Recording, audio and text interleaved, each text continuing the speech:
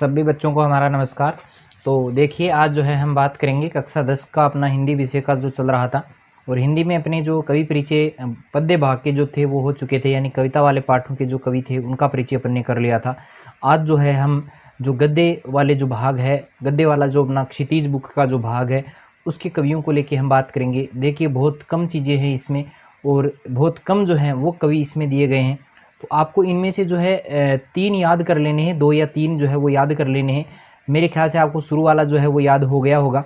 जैसे ये स्वयं प्रकाश जी हैं या यशपाल है या मनु भंडारी है। मनु भंडारी वाला देखिए इनमें थोड़ा-सा ऐसा है, देखो सारा मैं बताऊँगा, बिल्कुल विस्तार से बताऊँगा। एक-एक चीज़ जो है आपको कैसे इसको याद करना है, वो चीज़ें मैं आपके साथ में जो है शेयर करूँगा। तो देखिए सबसे पहले अपन एक-एक को लेके बात करेंगे, फिर उसके बाद में जो है आपको कैसे याद करना है, किस प्रकार आपको क्या-क्या करना है, कौन-कौन से कवि आपको बढ़िया से याद करने, वो सारी चीज़ें मैं बाद में बता दूँगा, ठीक है। देखिए सबसे पहली बात, अपने पहले जो कवि रहते हैं स्वयं प्रकाश जी हैं और अपने जो यहाँ पर पाठ दिया गया है अपना वो है नेताजी का चश्मा। और इन स्वयं प्रकाश जी का जो जन्म है वो 1947 को इंदौर मध्य प्रदेश में होता है और मृत्यु जो है वो इनके अभी तक नहीं हुई है भाई, है ना। तो एक चीज़ तो ये कम हो गई इसमें, यानी स्वयं प्रकाश जी का सिर्फ जन्म याद रखना है, जन्म स्थान आपको याद रखना है, पाठ का नाम अपना याद रखना है, ठीक है। ये चीज़ आपको याद नहीं करनी। तो आगे बात करें तो ये जैसे वर्तमान में है, वर्तमान में ये जो है वो वसुधा नामक पत्रिका के संपादक मंडल से जुड़े हुए हैं। याद रखना आपको, वसुधा नामक जो पत्रिका है उसके संपादक मंडल से ये जुड़े हुए हैं। पुरस्कार इनको कुछ मिले हैं वो है, देखिए पहले सम्मान है बनमाली पुरस्कार है, राजस्थान साहित्य अकादमी पुरस्कार है और कुछ रचनाएं जो हैं वो यहाँ पर दी गई हैं। देखिए कौन कौन सी हैं। सूरज कब निकलेगा, आएंगे अच्छे दिन भी, मोदी जी भी यही कहते हैं ना, आदमी जात का आदमी, बिल्कुल जात आदमी है, संधान, बीच में विनय और ईंधन, ठीक है। ईंधन की बहुत ज़रूरत है क्योंकि अच्छे दिन आ रहे हैं, ठीक है। तो ईंधन बहुत महंगा हो गया, याद रखना ना। चलिए आगे बात करें तो रामवृक्ष बेनीपुरी जी अपने दूसरे कवि रहते हैं और इनका जो पाठ रहता है अपने पुस्तक में वो रहता है बाल गोविंद भगत। और इनका जो जन्म है वो 1899 ईस्वी को बिहार के मुजफ्फरपुर जिले के बेनीपुरी नामक गांव में होता है। अब याद रखने में दिक्कत क्यों नहीं होगी, क्योंकि बेनीपुरी देखो इसके आगे लगा हुआ है, नाम के आगे बेनीपुरी लगा हुआ है, तो बेनीपुरी कहाँ पर है, मुजफ्फरपुर बिहार में है, ठीक है। बेनीपुरी नामक गाँव में है, नाम इसीलिए बेनीपुरी पड़ा है और जन्म इनका 1899 में होता है। देखो स्वयं प्रकाश जी हैं, नेताजी की बात होती है, जहाँ पर आज़ादी की बात होती है 1947 में इनका जन्म होता है।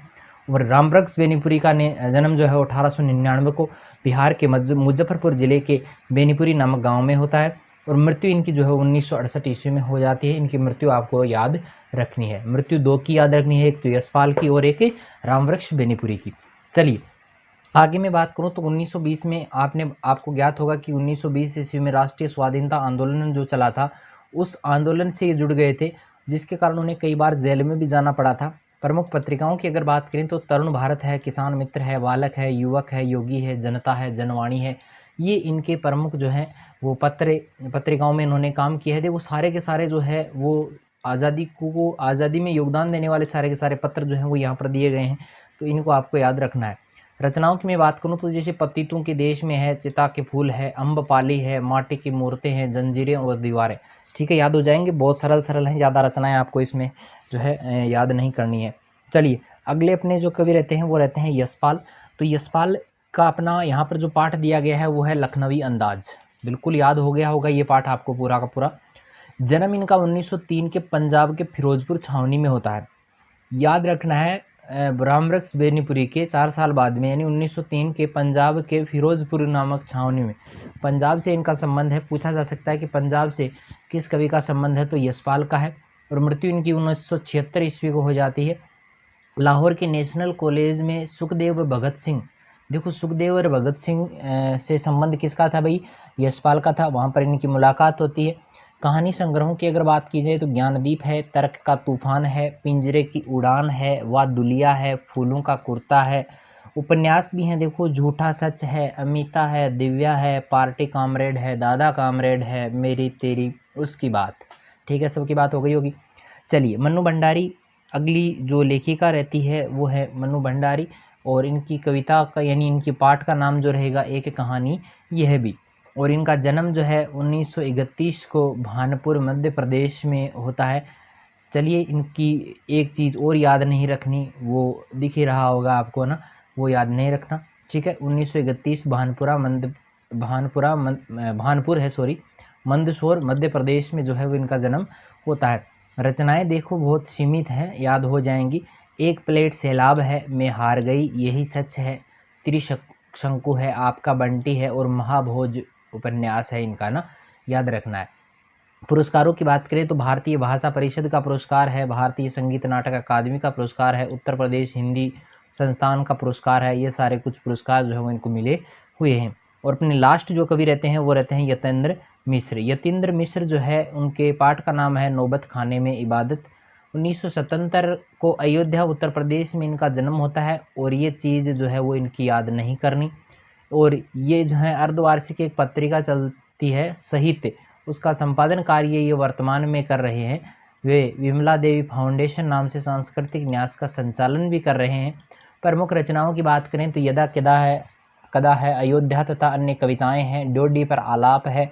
कुछ पुरस्कार इनको मिले हुए हैं, भारत भूषण अग्रवाल कविता सम्मान इनको मिला हुआ है, हेमंत स्मृति कविता सम्मान इनको मिला हुआ है, ऋतुराज सम्मान इनको मिला हुआ है। मेरे ख्याल से देखो इतना अपन ने पढ़ा है, इसमें से बहुत ये सारी चीज़ें तो ये लेखकों के नाम आपको याद हैं, इनके जो है ये हैं, ये भी सारे नाम याद हैं। इनमें भी देखो ये 1947 वाला याद हो गया होगा, 99 वाला याद हो गया होगा, ठीक है। और 2 के तो याद हो गए होंगे, 2 के हैं। फिर देखो ये एक मनु भंडारी का और याद कर लेना, ठीक है।